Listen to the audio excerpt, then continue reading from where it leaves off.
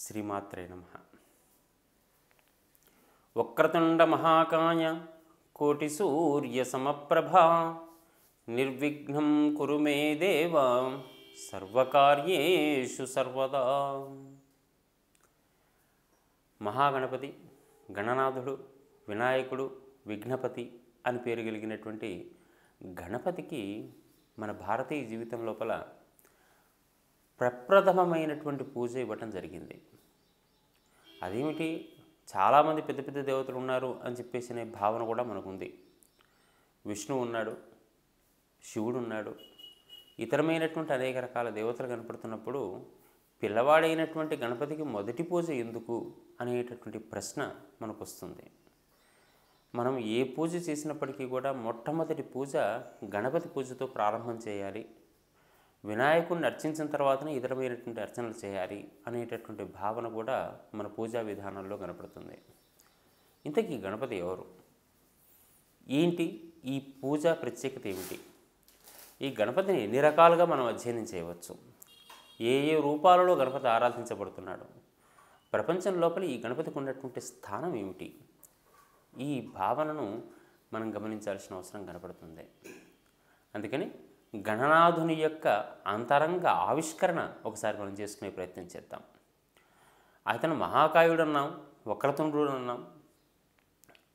అటువంటి వక్రతుండు మహాకాయుడు అయినటువంటి వాడి యొక్క అసలు స్వరూపం ఏమిటి అనే విషయం చర్చిద్దాం.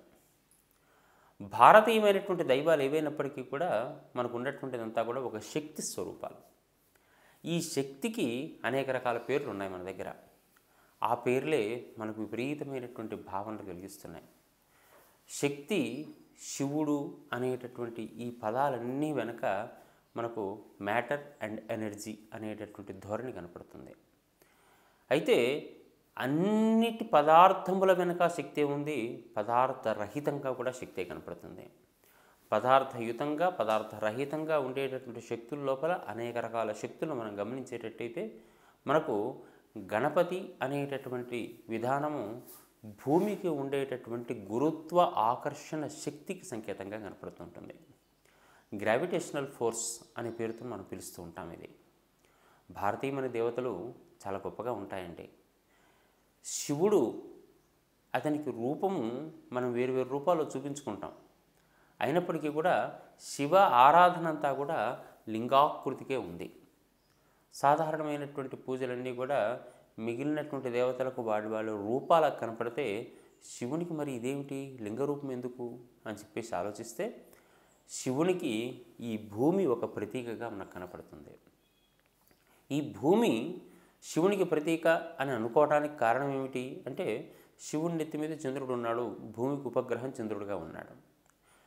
భూమి మీద మట్టి ఉంది, శివుడు పూసుకునేది మట్టే.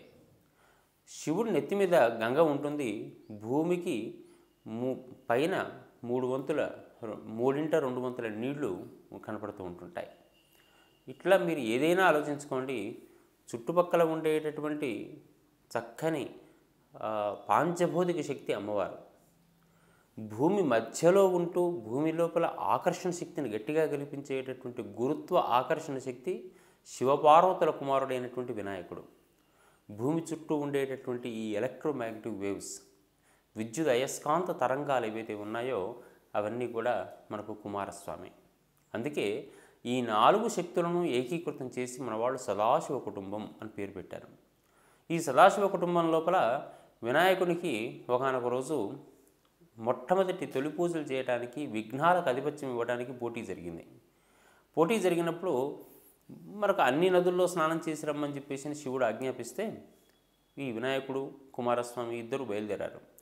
వినాయకుడు భూమిలో ఉన్నవాడు కాబట్టి ఎలక వాహనంతో బయలుదేరితే ఎంతసేపు అయినా కుదరదు కాబట్టి తండ్రిని నమస్కారం చేసి నారాయణ మంత్రం జపిస్తూ తండ్రి చుట్టూ ప్రదక్షిణ చేశాడు. తండ్రి చుట్టూ ప్రదక్షిణ చేయటం అంటే భూమి చుట్టూ ఉండటమే కదా. ఆయన్నేమో రివ్వున ఎగురుకుంటూ వేరువేరు నదుల దగ్గరికి వెళ్ళిపోయాడు. ఆయన ఎగిరేవాడు కాబట్టి ఎగిరి వెళ్ళిపోయాడు. ఈయన లోపల ఉన్నాడు కాబట్టి ఎక్కడ పోయినా అక్కడే ఉంటాడు ఆయన. అందుకని తండ్రికి నమస్కారం చేసి బుద్ధి బలంతో తమ్ముని జయించగలిగాడు. అప్పుడు అతనికి విఘ్న ఆధిపత్యం అనేటటువంటిది ఇచ్చారు. ఆ విఘ్నాధిపత్యం ఇచ్చినటువంటి విధానం లోపల మనకు భాద్రపద మాసం అనేటటువంటి చాలా విశేషమైనటువంటి మాసంగా వచ్చింది. భాద్రపద మాసంలో జరిగినటువంటి సంఘటన ఏంటంటే, ఈ భూమికి ఉండేటటువంటి గురుత్వాకర్షణ శక్తికి అక్కడ ఉండే చంద్రుని ఆకర్షణ శక్తికి మధ్య లోపల వైరుధ్యం ఏర్పడింది. భూమి ఆకర్షణ శక్తి, చంద్రుని ఆకర్షణ శక్తి మధ్య లోపల వచ్చేటటువంటి లోపాల వల్ల మధ్య లోపల ఇబ్బంది ఏర్పడింది. ఆ ఇబ్బంది మనకు సరి అయినటువంటి విధంగా లేక భూమి మీద ఉండేటటువంటి ఈ ఆకర్షణ శక్తుల యొక్క సమాగమం ఇబ్బంది ఏర్పడి ఇక్కడ ఉండేటటువంటి జనుల హృదయాల లోపల, శరీరాల లోపల లోపాలకు అవకాశం ఇచ్చింది.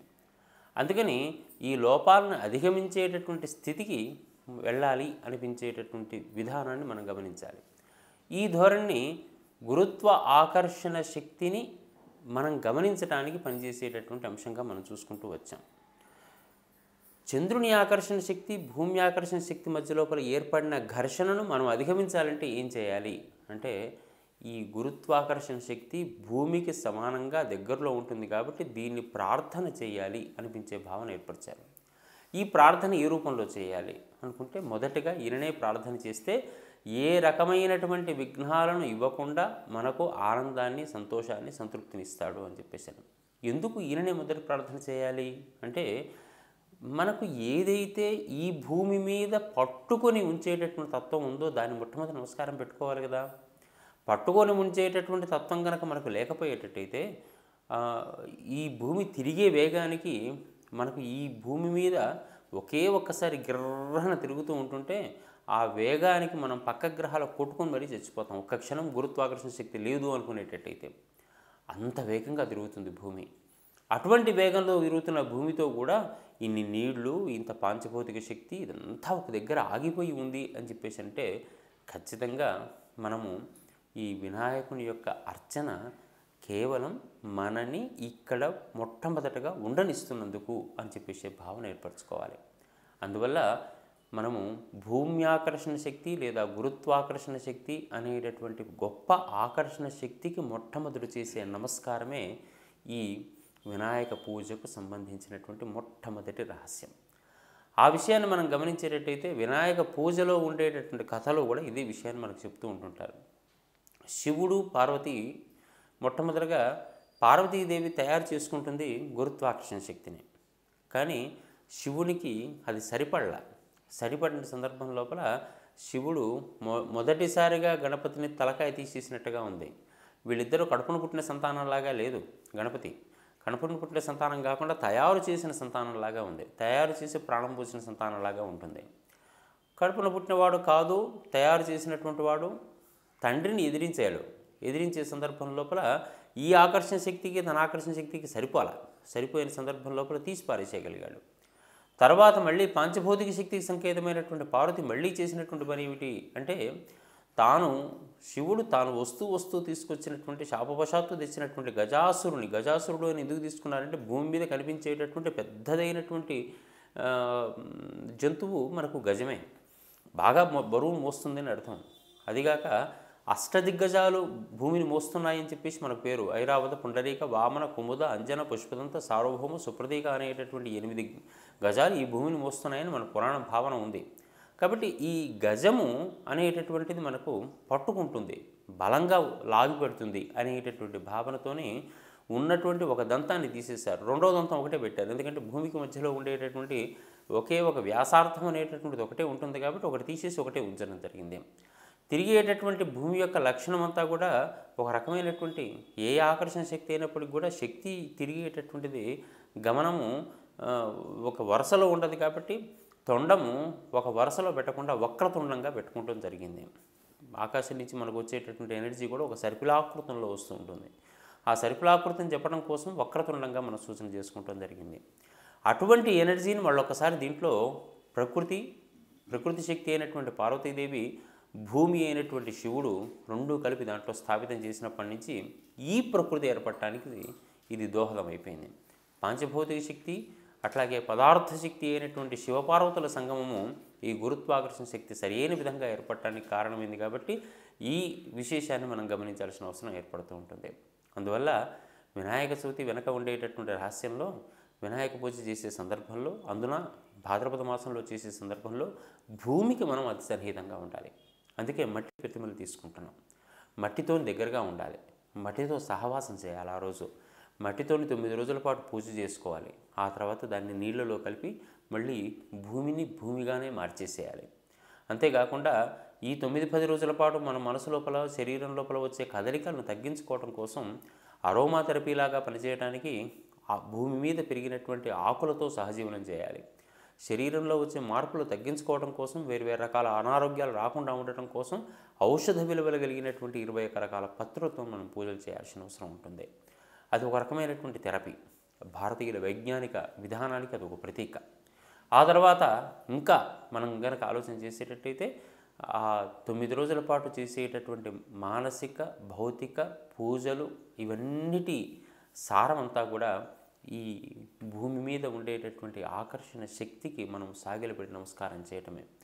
ఇంకోటి, ఆహారం కూడా ఎక్కువగా తీసుకోకూడదని చెప్పేసినే శాస్త్రం చెప్తుంది. ఎక్కువగా తింటే ఏమవుతుందంటే, వినాయక చవితి కథలోనే చెప్తాడు, భాద్రపద శుద్ధ చవితి నాడు వినాయకునికి బాగా అన్నీ పెట్టేటట్టయితే తనకు కొన్ని, తన వాహనానికి కొన్ని పెట్టేసి పొట్టంతా నింపుకొని తండ్రి దగ్గరకు వచ్చి నమస్కారం చేయబోతుంటే పొట్ట అంతే చేతులు అనలేదని, చేతులు అంతే పొట్ట అనలేదని, ఆకాశంలో కాళ్ళు చూస్తున్నాయని, ఇవన్నీ చూసే కదా చంద్రుడు నవ్వింది. అటువంటి స్థితి ఏర్పడుతుంది అనుకుంటున్నప్పుడు మనం కూడా అధికంగా తినటం వల్ల వచ్చేటటువంటి సమస్యలు ఉంటాయి. కాబట్టి కేవలం ఉడికించినటువంటి ఆ పిండిని తీసుకోవటం అనేటటువంటిది ప్రత్యేకంగా చెప్పి ఆహార నియమం కూడా మనకు పెట్టారు. వినాయక చవితి అనేది పండుగ కాదు, ఇది ఒక వ్రతం. వినాయక వ్రతం అంటాం. వ్రతం అన్నప్పుడు దానికి దీక్ష ఉంటుంది. దీక్షలో కొంచెం జాగ్రత్తగా చూసుకోవాల్సిన అవసరం ఉంటుంది.